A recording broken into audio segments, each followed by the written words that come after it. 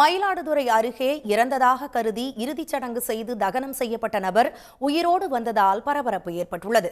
அதேவேளையில் தகனம் செய்யப்பட்ட நபர் யார் என்றும் கேள்வி எழுந்துள்ளது.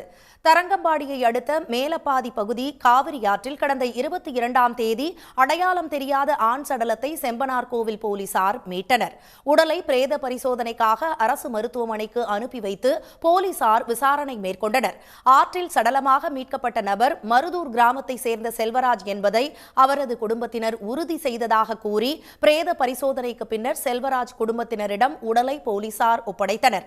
செல்வராஜ் குடும்பத்தினரும் இறுதிச் சடங்கு செய்து உடலை தகனம் செய்தனர். இந்த நிலையில் இறந்ததாக தகனம் செய்யப்பட்ட செல்வராஜ் திருப்பூரில் இருந்து மருதூர் கிராமத்திற்கு வந்துள்ளார். செல்வராஜ் உயிரோடு வந்து நின்றதை கண்ட குடும்பத்தினரும் கிராம மக்களும் இன்ப அதிர்ச்சி அடைந்துள்ளனர்.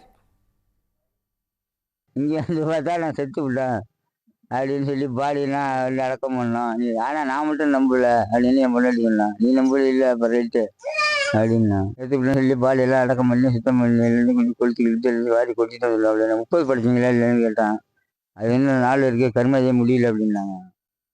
அதே சமயம் தகனம் செய்யப்பட்ட அடையாளம் தெரியாத நபர் யார், சடலத்தை மாற்றி தகனம் செய்யப்பட்டது எப்படி என்று போலீசார் தீவிர விசாரணை மேற்கொண்டு வருகின்றனர். உடனுக்குடன் செய்திகளை தெரிந்து கொள்ள சன் நியூஸ் பெல் ஐகானை கிளிக் பண்ணுங்க.